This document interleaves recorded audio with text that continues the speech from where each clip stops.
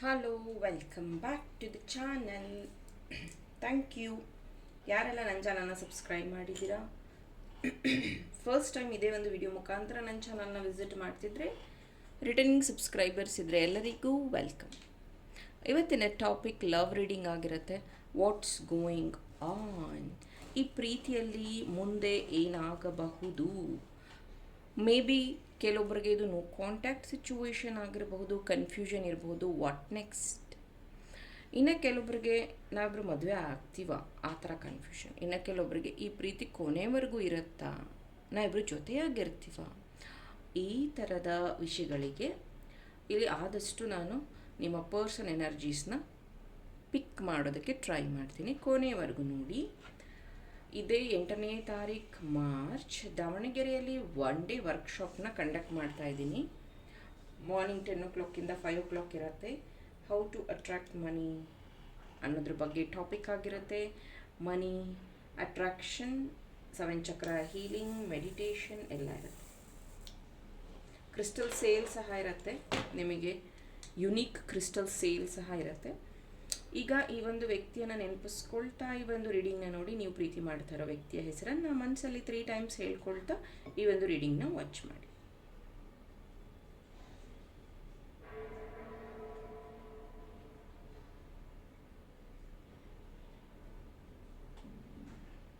Okay,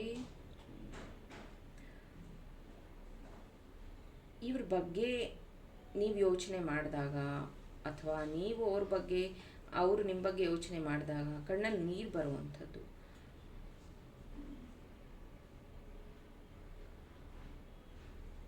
ಯಾಕಂದರೆ ಈ ವ್ಯಕ್ತಿಯ ಆಬ್ಸೆನ್ಸ್ ಅಂದರೆ ಇವರು ಇಲ್ಲ ಅನ್ನುವಾಗ ನಿಮಗೆ ತುಂಬ ದುಃಖ ಆಗುತ್ತೆ, ನೋವಾಗತ್ತೆ. ಅವ್ರು ಇಲ್ಲ ನನ್ನ ಲೈಫಲ್ಲಿ ಅಂದ ತಕ್ಷಣ ನಿಮಗೊಂದು ರೀತಿ ಭಯ, ಅವ್ರು ಇಲ್ಲ ನನ್ನ ಲೈಫಲ್ಲಿ ಅಂದ ತಕ್ಷಣ ನಿಮಗೊಂದು ರೀತಿ ಕಷ್ಟ. ನೀವು ಯಾರ ಹತ್ರನೂ ಇದನ್ನು ಹೇಳ್ಕೊಳಕ್ಕಾಗಲ್ಲ, ಆ ರೀತಿಯ ಒಂದು ಪ್ರೀತಿ. ಈ ವ್ಯಕ್ತಿ ಲೋಕದಲ್ಲಿ ಎಲ್ಲ ವಿಷಯಗಳನ್ನು ಬಿಟ್ಟು ನಿಮ್ಮ ಪ್ರೀತಿಗೋಸ್ಕರ ಕಾಯುವಂಥದ್ದು, ಸ್ಯಾಕ್ರಿಫೈಸ್ ಮಾಡುವಂಥದ್ದು ನಿಮಗೆ ತುಂಬ ಇಷ್ಟವಾದಂತಹ ವಿಷಯ. ಸ್ಟಾರ್ಟಿಂಗಲ್ಲಿ ಈ ಪ್ರೀತಿ ಶುರುವಾದಾಗೆಲ್ಲ ನೀವು ಮುಂಚೆನೇ ಈ ಪ್ರೀತಿ ಒಪ್ಕೊಂಡಿರಲಿಲ್ಲ. ಇದು ನಂಗೆ ಬೇಕು ಬೇಡ ಅನ್ನೋದಕ್ಕಿಂತ ಈಗ ಯಾಕೆ ನನಗಿದು, ಅಥವಾ ನಾನು ಆಲ್ರೆಡಿ ತುಂಬ ಹರ್ಟ್ ಆಗಿದ್ದೀನಿ, ನನ್ನ ಜೀವನದಲ್ಲಿ ತೊಂದರೆಗಳಿದೆ, ಇದ್ರ ಮಧ್ಯೆ ನನಗೆ ಈ ಪ್ರೀತಿ ಬೇಕಾ, ಈ ವ್ಯಕ್ತಿ ಬೇಕಾ ಬೇಡ ಅನ್ನೋಂಥ ಕನ್ಫ್ಯೂಷನ್ ಇತ್ತು.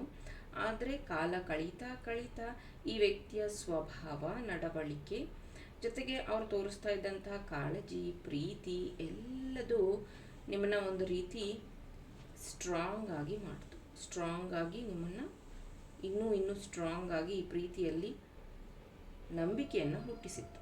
ಹಾಗಾಗಿ ನೀವು ಆಮೇಲೆ ಒಪ್ಕೊಂಡ್ರಿ ಈ ಪ್ರೀತಿ, ಓಕೆ ಈ ಪ್ರೀತಿ ನನಗೆ ಸರಿಯಾಗಿದೆ, ನಾನು ಒಂದು ಒಳ್ಳೆ ವ್ಯಕ್ತಿಯನ್ನು ಮೀಟ್ ಮಾಡಿದ್ದೀನಿ ಜೀವನದಲ್ಲಿ ಅನ್ನೋ ರೀತಿಯಲ್ಲಿ ನಿಮಗೆ ಇವರು ಕನೆಕ್ಟ್ ಆಗಿರುವಂಥದ್ದು.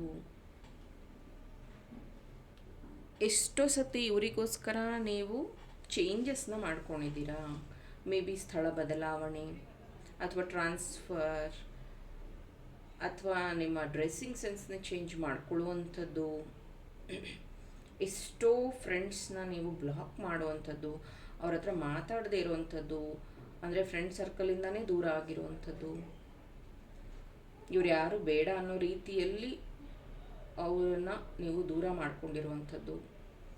ಯಾಕಂದರೆ ಈ ಒಂದು ವ್ಯಕ್ತಿ ನಿಮ್ಮ ಜೀವನದಲ್ಲಿ ಅಷ್ಟು ಕಾನ್ಫಿಡೆನ್ಸ್ನ ತೊಗೊಂಡು ಬಂದಿದ್ರು, ಅಷ್ಟು ನಿಮಗೆ ಒಂದು ಫ್ರೀಡಮ್ನ ತಂದುಕೊಟ್ಟಿದ್ರು.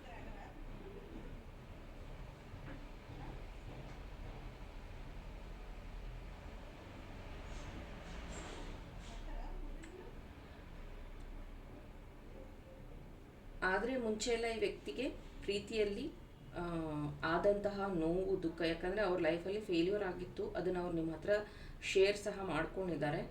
ಅದಕ್ಕೋಸ್ಕರ ನೀವು ಅವರಿಗೆ ತುಂಬ ಸಮಾಧಾನ ಹೇಳಿದ್ರಿ. ಮೇ ಬಿ ಅವರು ತುಂಬ ಓಲ್ಡ್ ಸಾಂಗ್ಸ್ನ ಹೇಳಿ ನಿಮ್ಮನ್ನ ಕಾಂಪ್ರಮೈಸ್ ಮಾಡುವಂಥದ್ದು, ಅಂದರೆ ನೀವು ಕೋಪ ಮಾಡಿಕೊಂಡಾಗ ಅಥವಾ ನೀವು ಅವರಿಗೆ ಹಳೆಯ ಸಾಂಗ್ಸ್ನ ಹೇಳುವಂಥದ್ದು, ಅಥವಾ ಇಬ್ಬರು ಚೆನ್ನಾಗಿ ಹಾಡ್ತೀರ ಅನಿಸುತ್ತೆ,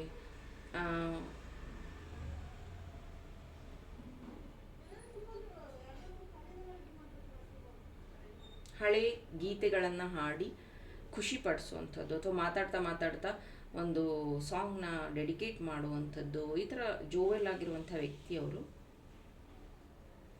ತುಂಬ ಸತಿ ಅವ್ರು ಹೇಳಿದ್ದಾರೆ, ನೀನು ಇಷ್ಟು ಚೆನ್ನಾಗಿದೆಯಾ ನೋಡೋದಕ್ಕೆ, ನನ್ನ ಹೇಗೆ ಒಪ್ಕೊಂಡೆ, ನನ್ನ ಹೇಗೆ ನೀನು ಪ್ರೀತಿ ಮಾಡಿದೆ ಅನ್ನೋದೂ ಅವ್ರು ಕೇಳ್ತಾರೆ. ಅದೇ ಸೇಮ್ ಟೈಮಲ್ಲಿ ಅವರು ಹೇಳೋವಂಥದ್ದಿದೆ, ಅಯ್ಯೋ ನಾನಂತ ನಿನ್ನ ಒಪ್ಕೊಂಡೆ, ನಾನಂತ ನಿನ್ನ ಪ್ರೀತಿ ಮಾಡಿದ್ದು, ಈ ಥರ ಹೇಳಿದ್ದೂ ಇದೆ. ಇಲ್ಲಿ ನಾನ್ ವೆಜ್ ಅವರಿಗೆ ತುಂಬ ಇಷ್ಟ ಅಂತ ಅನಿಸುತ್ತೆ. ನಾನ್ ವೆಜ್ ಮೇ ಬಿ ನೀವು ಮಾಡಿದಾಗ ಅವರಿಗೆ ಬಾಕ್ಸಲ್ಲಿ ಕಳಿಸ್ಕೊಡುವಂಥದ್ದು, ತಂದು ಕೊಡುವಂಥದ್ದು, ಅಥವಾ ನೀವಿಬ್ಬರು ಹೊರಗಡೆ ಹೋದಾಗ ನಾನ್ ವೆಜ್ನೇ ತಿನ್ನುವಂಥದ್ದು ಇರಬಹುದು. There is a chances.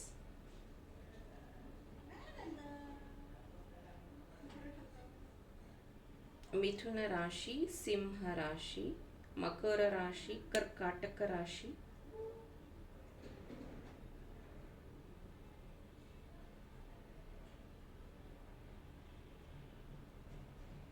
ವೃಶ್ಚಿಕ ರಾಶಿ, ಕುಂಭ ರಾಶಿ ಪ್ರೆಸೆಂಟ್ ಇರುವಂಥದ್ದಿದೆ. ನಿಮ್ಮ ಹೆಸರಲ್ಲಿ ಅಥವಾ ನಿಮ್ಮ ಪಾರ್ಟ್ನರ್ ಹೆಸರಲ್ಲಿ ಈ ರಾಶಿ ಬರ್ತಿರಬಹುದು. ಈ ಒಂದು ಬೆರಳಿಗೆ ಉಂಗುರ ಹಾಕಿರುವಂಥದ್ದು ನನಗಿಲ್ಲಿ ಚಾನಲ್ ಆಗ್ತಾ ಇದೆ. ಮೇ ಬಿ ನೀವು ಹಾಕಿರಬಹುದು ಅಥವಾ ನಿಮ್ಮ ಪರ್ಸನ್ ಹಾಕಿರ್ಬೋದು ಹೆಬ್ಬೆಟ್ಟಿಗೆ, ಅಥವಾ ಇವ್ರು ಯಾವಾಗಲೂ ಈ ಒಂದು ವೆಹಿಕಲ್ ಕೀ ಚೈನ್ ಇರುತ್ತಲ್ಲ, ಮೇ ಬಿ 2 ವೀಲರ್ ಇರ್ಬೋದು, 4 ವೀಲರ್ ಇರ್ಬೋದು, ಅದು ವೆಹಿಕಲ್ ಕೀ ಚೈನ್ನ ಈ ಥರ ಹಿಂಗೆ ಹಾಕ್ಕೊಂಡಿರೋ ಕೈಗೆ ಹಿಂಗೆ ಯಾವಾಗಲೂ ಹಾಕ್ಕೊಂಡು ಹಿಂಗೆ ತಿರುಗಿಸ್ತಾರೆ ಗೊತ್ತಾ, ಆ ಥರ ಅವರು ಮಾತಾಡುವಾಗ ಆ ಥರ ಸೌಂಡ್ ಮಾಡುವಂಥದ್ದು, ಆ ಥರ ಕೀ ಬಂಚನ್ನ ಹೋಲ್ಡ್ ಮಾಡಿರುವಂಥದ್ದು. ಆಮೇಲೆ ಅವ್ರು ಎಷ್ಟೋ ಸತಿ ಹೇಳ್ತಿರ್ತಾರೆ, ನಿನ್ನ ಜೀವನಕ್ಕೆ ನಾನೇ ಎಲ್ಲ ಜವಾಬ್ದಾರಿ ತಗೋತೀನಿ, ನೀನು ವರಿ ಮಾಡಬೇಡ, ನಾನು ನಿನ್ಗೇನು ಬೇಕೋ ಅದನ್ನೆಲ್ಲ ಮಾಡ್ತೀನಿ, ನೀನು ಆರಾಮಾಗಿರು, ಈ ಥರ ಎಲ್ಲ ವ್ಯಕ್ತಿ ಹೇಳಿದ್ದಂಥದ್ದಿದೆ. ಈ ವ್ಯಕ್ತಿ ತುಂಬ ಸತಿ ಪ್ರಾಮಿಸಸ್ನ ಮಾಡಿದ್ದಾರೆ, ನಿಮ್ಮ ಜೊತೆಗೆ ಇರ್ತೀನಿ ನಾನು ಕೊನೆವರೆಗೂ ಅಂತ. ಇಲ್ಲಿ ಕೆಲವೊಬ್ಬರಿಗೆ ಮಾತ್ರ, ಎಲ್ಲರಿಗೂ ಅಲ್ಲ, ಒಂದಷ್ಟು ಕಾನೂನು ರಹಿತವಾದ ಕೆಲಸಗಳಾಗುವಂಥದ್ದಿದೆ ಅವರ ಕಡೆಯಿಂದ. ಹಾಗಾಗಿ ಇದು ಸ್ವಲ್ಪ ಹೋಲ್ಡ್ ಆಗಿ ಹೋಗ್ತಾ ಇದೆ. ಹೋಲ್ಡ್ ಅಂದರೆ ಸ್ವಲ್ಪ ನಿಧಾನಗತಿಯಲ್ಲಿ ನಡೀತಾ ಇದೆ. ಸೊ ಹಾಗಾಗಿ ಅವರು ಕಮಿಟ್ಮೆಂಟ್ ಕೊಡೋದ್ರಲ್ಲಿ ಸ್ವಲ್ಪ ಹೆಚ್ಚು ಕಮ್ಮಿ, ಅಂದರೆ ದಿನಗಳು ಆ ಕಡೆ ಈ ಕಡೆ ಆಗ್ತಾ ಇರ್ಬೋದು. ಬಟ್ ಈ ವ್ಯಕ್ತಿ ನಿಮ್ಮನ್ನು ತುಂಬಾ ಪ್ರೀತಿ ಮಾಡ್ತಾ ಇದ್ದಾರೆ. ಅವರ ಫ್ಯಾಮಿಲಿ ಮೆಂಬರ್ಸ್ಗಿಂತ ಹೆಚ್ಚು ನಿಮ್ಮನ್ನು ಹಚ್ಕೊಂಡಿದ್ದಾರೆ, ಪ್ರೀತಿ ಮಾಡ್ತಿದ್ದಾರೆ, ನಂಬಿದ್ದಾರೆ ಅಂತಲೇ ಹೇಳಬಹುದು. ಅವ್ರು ಎಷ್ಟೋ ಸತಿ ಹೇಳಿದ್ದಾರೆ, ನೀನು ಇದೆಯಾ ಅಂತಲೇ ನನ್ನ ಜೀವನದಲ್ಲಿ ಇಷ್ಟೊಂದು ಧೈರ್ಯ, ನೀನು ಇದೆಯಾ ಅಂತಲೇ ನನಗೆ ಇಷ್ಟೊಂದು ಕಾನ್ಫಿಡೆಂಟು, ಹಾಗಾಗಿನೇ ನಾನು ಈ ಒಂದು ಕೆಲಸಗಳಲ್ಲಿ ತೊಡಗಿದ್ದೀನಿ, ನೀನು ಇರೋದ್ರಿಂದನೇ ನನಗೆ ಒಳ್ಳೇದಾಗ್ತಿದೆ, ಐ ಆಮ್ ಸೋ ಲಕ್ಕಿ, ಈ ಥರ ಈ ವ್ಯಕ್ತಿ ಹೇಳ್ಕೊತಾ ಇರುವಂಥದ್ದು.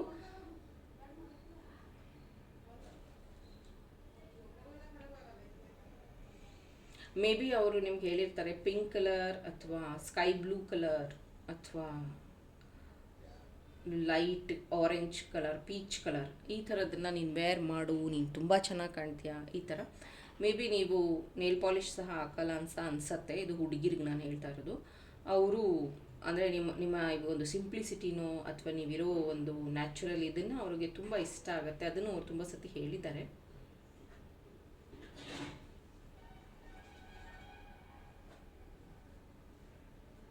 ಇವರು ಒಂದು ಈಗ ಅಷ್ಟೇ ವೆಯ್ಟ್ ಗೇನ್ ಆಗಿರಬಹುದು, ದಪ್ಪ ಆಗಿರಬಹುದು ಈ ವ್ಯಕ್ತಿ. ಯಾಕಂದರೆ ಓಡಾಟ ಜಾಸ್ತಿ, ಸರಿಯಾದ ಸಮಯಕ್ಕೆ ಊಟ ಸರಿ ಹೋಗ್ತಿಲ್ಲ ಅವರಿಗೆ, ಹಾಗಾಗಿನೇ ಕೆಲವೊಂದು ತೊಂದರೆಗಳಾಗಿದೆ. ಹಾಗಾಗಿ ವೆಯ್ಟ್ ಗೇನ್ ಆಗಿರಬಹುದು, ಅವರು ವೆಯ್ಟ್ ಗೇನ್ ಆಗಿರುವಂಥ ಚಾನ್ಸಸ್ ಇದೆ.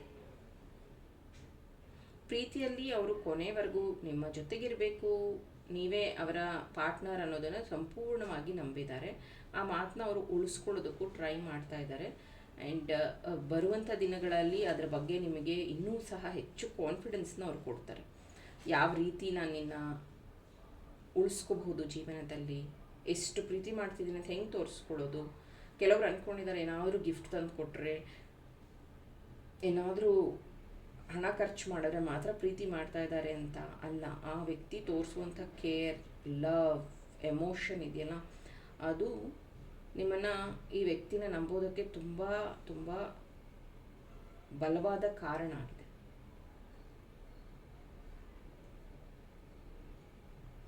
ಒಂದು ರೀತಿ ಇವರು ಎಲ್ಲ ದೇವರನ್ನು ನಂಬ್ತಾರೆ, ಎಲ್ಲದನ್ನೂ ಫಾಲೋ ಮಾಡ್ತಾರೆ. ಆದರೆ ಅವ್ರ ಲೈಫಲ್ಲಿ ಸ್ಟ್ರಗಲ್ ಅನ್ನೋದು ಎಂಡೇ ಆಗ್ತಾ ಇಲ್ಲ. ಪದೇ ಪದೇ ಪದೇ ಪದೇ ಈ ಸಾಲ ಆಗುವಂಥದ್ದು, ಪದೇ ಪದೇ ಅವ್ರ ಬಿಸ್ನೆಸ್ಸಲ್ಲಿ ಲಾಸ್ ಆಗುವಂಥದ್ದು, ಅದೆಲ್ಲ ಅವ್ರು ನಿಮ್ಮ ಹತ್ರ ಶೇರ್ ಸಹ ಮಾಡಿದ್ದಾರೆ, ನನಗೆ ಯಾಕೆ ಈ ಥರ ಆಗ್ತಿದೆ ಅಂತ. ಬಟ್ ನೀವು ಅವ್ರ ಜೊತೆಗೆ ಒಂದು ಒಳ್ಳೆಯ ಸಪೋರ್ಟಿವ್ ಆಗಿ ನಿಂತ್ಕೊಂಡಿರೋದ್ರಿಂದನೇ ಅವ್ರಿಗೆ ಇನ್ನೂ ಸಹ ಶಕ್ತಿ ಬಲ ಇರುವಂಥದ್ದು. ಅಂದರೆ ಏನೇ ಆದರೂ ಪರವಾಗಿಲ್ಲ, ನಾನು ಇದನ್ನು ಎದುರಿಸ್ತೀನಿ ಅನ್ನೋಷ್ಟು ಧೈರ್ಯ ಇದೆ ಅಂದರೆ ಅದು ನೀವು ಕೊಟ್ಟಂತಹ ಧೈರ್ಯ. ನೀವು ಅವ್ರ ಜೊತೆಗಿರೋದ್ರಿಂದನೇ ಅವ್ರು ಇಷ್ಟೊಂದು ಕಾನ್ಫಿಡೆಂಟಾಗಿ ಮತ್ತೆ ಮತ್ತೆ ಮುಂದುವರಿಯೋದಕ್ಕೆ ಹೆಲ್ಪ್ ಆಗ್ತಾ ಇದೆ. ಮತ್ತೆ ಮತ್ತೆ ಆ ಒಂದು ವಿಷಯದಲ್ಲಿ ಅವರಿಗೆ ಹೆಚ್ಚು ಹೆಚ್ಚು ಕಲಿಯೋದಕ್ಕೆ ಅವಕಾಶ ಆಗ್ತಾ ಇದೆ. ಸೊ ಇದು ಲವ್ ರೀಡಿಂಗ್ ಆಗಿತ್ತು. ಇಷ್ಟ ಆದರೆ ನನ್ನ ಚಾನಲ್ನ ಫಾಲೋ ಮಾಡಿ. Thank you.